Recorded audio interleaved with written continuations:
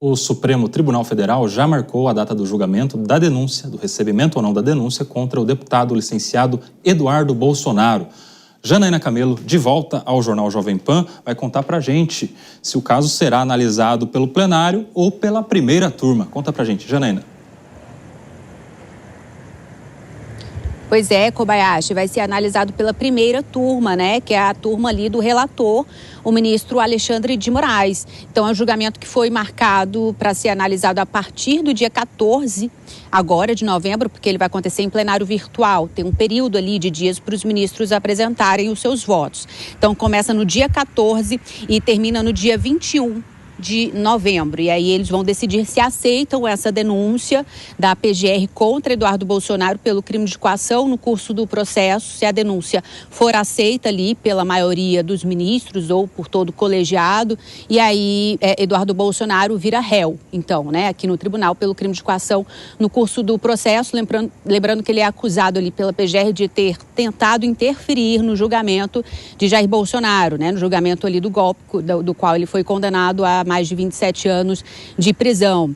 Esse julgamento ele foi marcado, Kobayashi, logo depois que foi apresentada ali a resposta à defesa da Defensoria Pública da União, que é quem foi intimada a representar Eduardo Bolsonaro nesse processo, né? E isso depois de várias tentativas ali fracassadas de notificar Eduardo Bolsonaro, que está nos Estados Unidos, né? A gente viu essa novela toda que o STF tentou notificá-lo por várias vezes, de várias formas, foi impossível.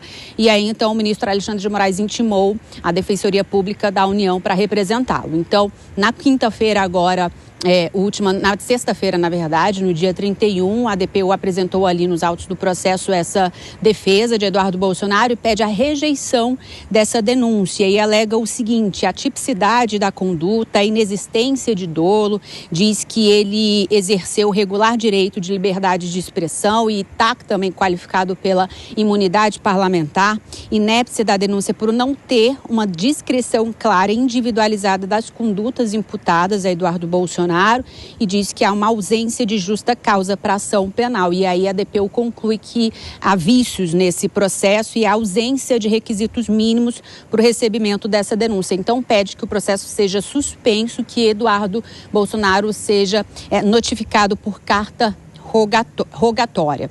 Lembrando a acusação, a PGR diz que Eduardo Bolsonaro tentou interferir no julgamento do pai de Jair Bolsonaro, né, alegando que Jair Bolsonaro seria ali uma vítima política desse processo contra ele na denúncia de golpe. Disse que Eduardo Bolsonaro acabou influenciando em decisões também dos Estados Unidos por aplicar sanções contra autoridades brasileiras, como, por exemplo, o próprio tarifaço contra os produtos brasileiros, sanções econômicas também contra Alexandre de Moraes, né, com base na Lei Magnitsky, além de outras penalidades também contra outros ministros do Supremo e autoridades do governo federal, como, por exemplo, a revogação de visto norte-americano. Essa foi a acusação da PGR, então, que agora vai ser analisada pela primeira turma aqui do STF a partir do dia 14 em plenário virtual, viu, Kobayashi? Muito obrigado, Janaína Camelo, que nos fala ao vivo diretamente de Brasília. Deixa eu chamar a Deise e o Capês para entender a situação de Eduardo Bolsonaro, a situação política, a situação jurídica dele, que agora vai ter um julgamento e poderá se tornar réu.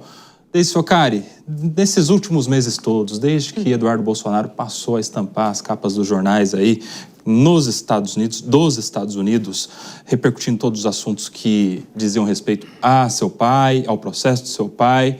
Qual é o cálculo político, o saldo político do deputado licenciado Eduardo Bolsonaro, que agora pode até se tornar réu? Olha, Kobayashi, o que a gente tem percebido nessas análises preliminares é que aquele séquito mais fiel ao reduto bolsonarista continua fiel. Agora, dependendo desse julgamento, a gente tem duas possíveis consequências, né? Se o Eduardo Bolsonaro ele sair dessa com um capital político maior, pode inclusive cacifar ele para o ano eleitoral do ano que vem, né, de 2026. Ou pode haver também, ele pode trabalhar uma narrativa de uma caça às bruxas. Eu acredito que isso vai acontecer. E vai depender muito mais do cenário construído no STF, porque agora vem o teste de fogo para o STF. Será que eles vão tratar realmente todas as figuras políticas públicas com a mesma seletividade ou vai ter uma diferenciação aí? Então, eu acredito que essa resposta ela possa definir, inclusive, o futuro político do Eduardo Bolsonaro.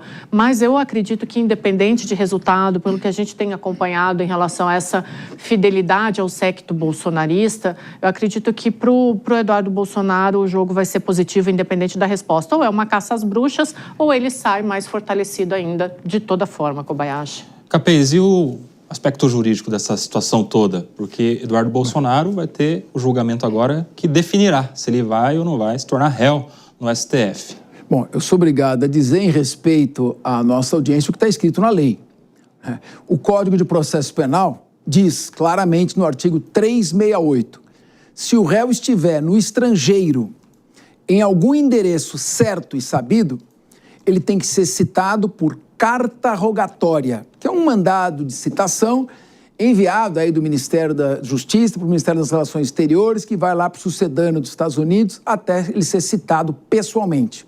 Se ele for citado por edital como ele foi, o artigo 366 diz outra coisa. Já que não querem citar por carta rogatória e foi feita uma citação por edital, sabe o que a lei diz? Réu que é citado por edital e não tem advogado constituído, advogado contratado, sabe o que acontece? Não é a defensoria que faz a defesa, não. O processo fica suspenso e suspensa a prescrição até que ele receba a citação pessoal. É assim que está na lei, mas não é assim que estão fazendo.